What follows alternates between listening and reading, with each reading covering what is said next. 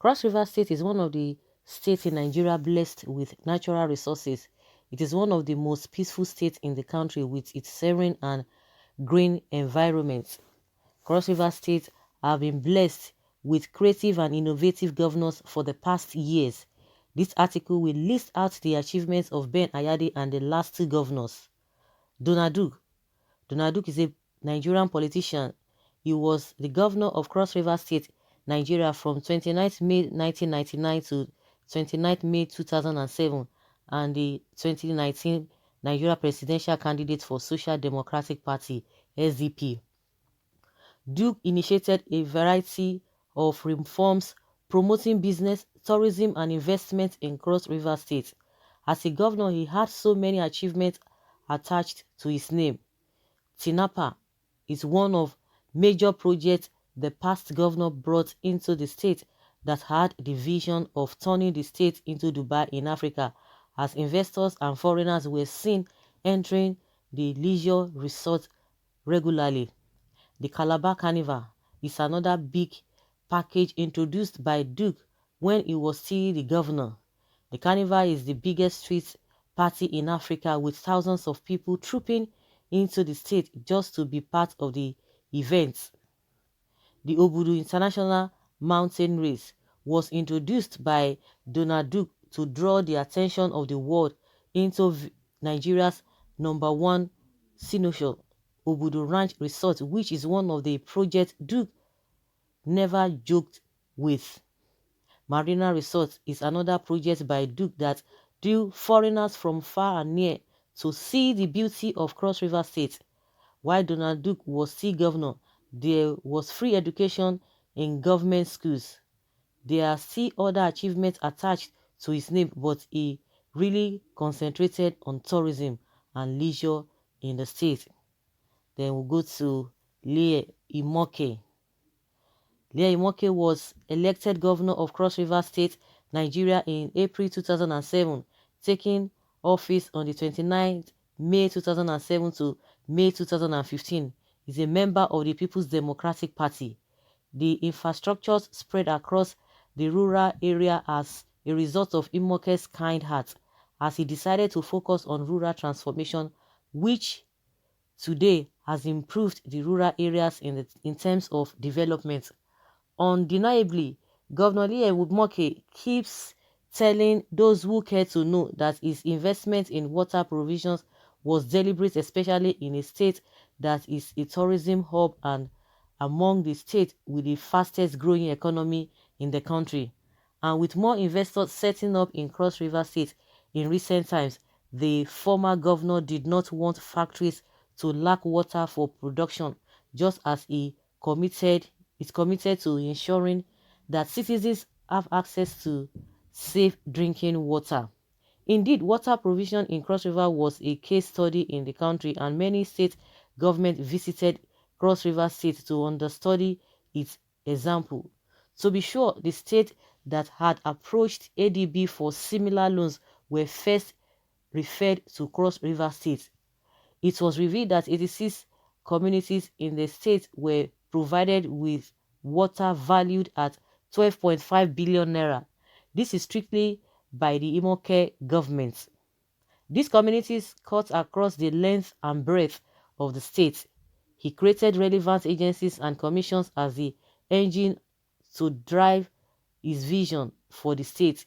Rural Development Agency, Border Communities Commission, and State Electrification Agency were set up as the vehicles to make this vision work. This was the renewal of the urban development centers. In Akpabuyo, about 200 residential houses were built for civil servants.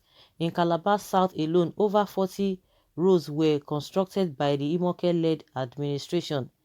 The Margaret Ekpo International Airport bypass by Calabar's first interchange bridge was almost completed. An ambitious underground drain system was undertaken, and this has taken care of flooding in Calabar. Over 1,000 kilometers of rural roads connecting over 200 rural communities were constructed by the administration through RUDA and the Rural Access and mobility project, RAMP. Hundreds of schools were either being built or given comprehensive renovation. Over 810 posts, post, health posts were established in the rural area with the aim of achieving the ratio of 300 households per health post. Jumoke also introduced an entrepreneurial institution in Ugeb so as to bring students from all parts of the world to Cross River State. The school had an affiliation with Highbury School, Portsmouth. Portsmouth. The vision of the school was to bring up students that would stand anywhere in the world confidently to prove their worth.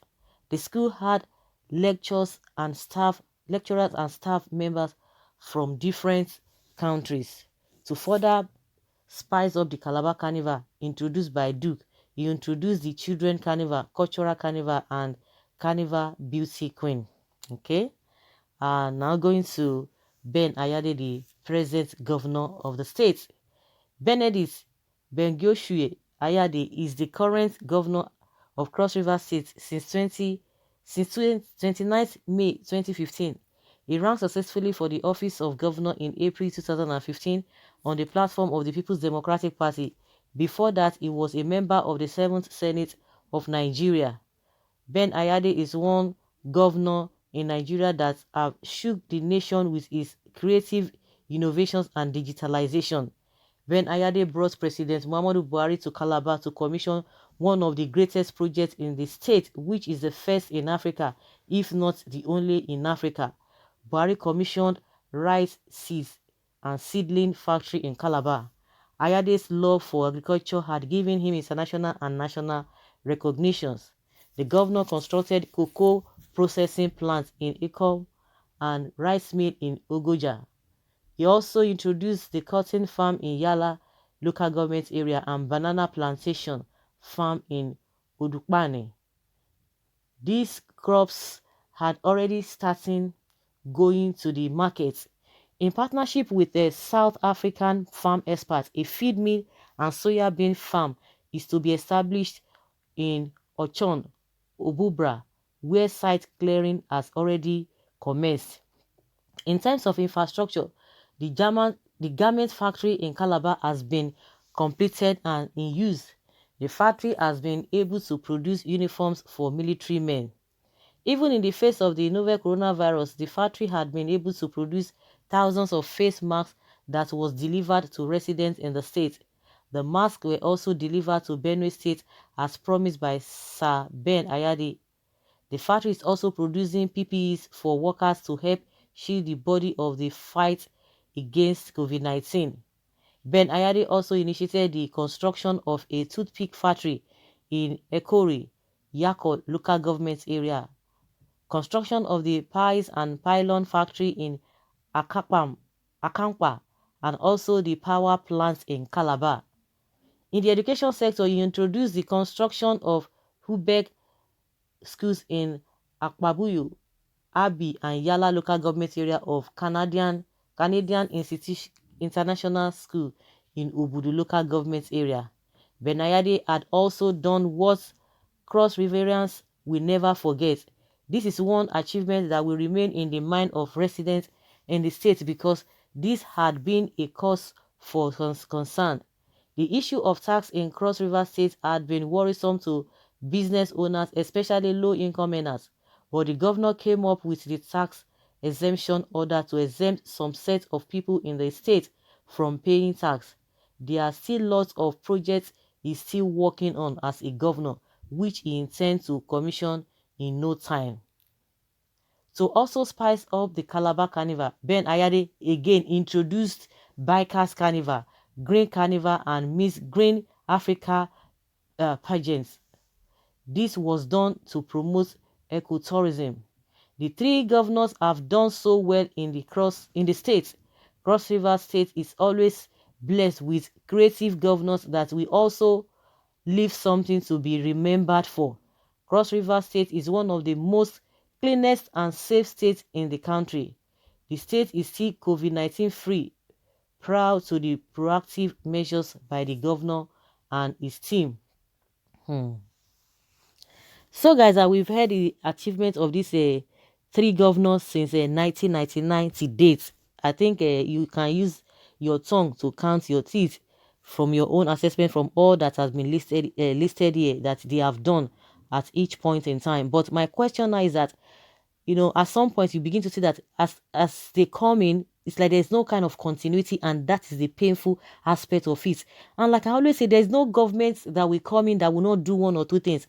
But I think the one that is most outstanding, that in my opinion, and I believe in the opinion of many, is the one of Donald Duke. Why is it that these governors could not continue with that? It would have, taken this the country, not even only the state, the country to more than what it is now. I could remember when Donald Duke was there. No, it's unbeatable. That is just one thing. It gave the country a kind of prestige. We are not even talking about the state. And again, Africa as a continent. Why is it that everybody wants to do what's okay so that it will be in my name? It will be when at the end of the day, it's nothing. Of course, you can imagine the way Cross River used to boom, used to rain in those days when Donald Duke was there. Why is it that when the other man came in, Moke, when he came in, why didn't you continue? You will still be doing your own. Continuity is the key. But now, you can imagine now, nobody even talks about that thing again. Nobody's talking about it. Even if you are going to add your own knowledge, but at least what you met on ground, it's all about beefing. And who is affecting? It's affecting the masses. Now you have done it, and I don't just understand. With all these things that has been said concerning them, good and fine. But at the end of the day, where has it taken them to internationally? I don't understand, because what an ordinary person cannot feel, forget it. What an ordinary person would just be like, please come and interpret what you are doing. You have not done anything. You have not done anything. I could remember even those who are low in who are on low income. They just they will gather money. Have you been to Budu Katuran? Have you been to Tinapa? Have you been to this place? Everybody wanted to be there. Everybody wanted to be there. It was people were not even talking about going on vacation. When it comes to December like this, even let's leave December, because all year round people just wanted to go there. Somebody was even showing me picture. I was like, "Oh, you traveled?" I said, "No, this is a Calabar." I said, "Really? Like seriously?" But at the end of the day, what did they do? They killed it. I want to do my own so that people will know that I'm different. But at the end of the day, it's still their state. You are still going to be in that state after you must have finished your tenure. And I think they should be able to be doing all this even within the state. The past governors, come together. But all this beefing, it must be me, I must be the one. It's not going to help anybody. And that's why continuity is the problem in this country. Honestly, what this Donald Duke did that time, and now I'm hurting as the person that why is it that these people did not even continue with all of these things? Someone says Ayade government is a failed project. Super highway, Bakassi Deeps seaport, toothpick, fowl feed, rice seed, cocoa factory, and so many factories. That after 5 years, nothing is working. Please let us celebrate Duke and Imoke. Someone said it's not making any sense after Donald Duke. No other person did anything. Honestly, I don't know. I don't know. No development without money. How much was in the allocation received by the aforementioned governors? How much was in our debt profile before now? Let's always be fair and sincere in our judgments. Okay, Duke all the way. The state has always been blessed with good governors. Okay, everything, the garment factory for 3 years. Ayade is still using state allocation to finance and pay salaries. Counts Ayade out of counts Ayade out. He has failed his state completely. Illiterate professor of no idea of leadership. So, guys, let us hear your opinion concerning the achievements of these three gentlemen. Leave your comments below and let us learn from you.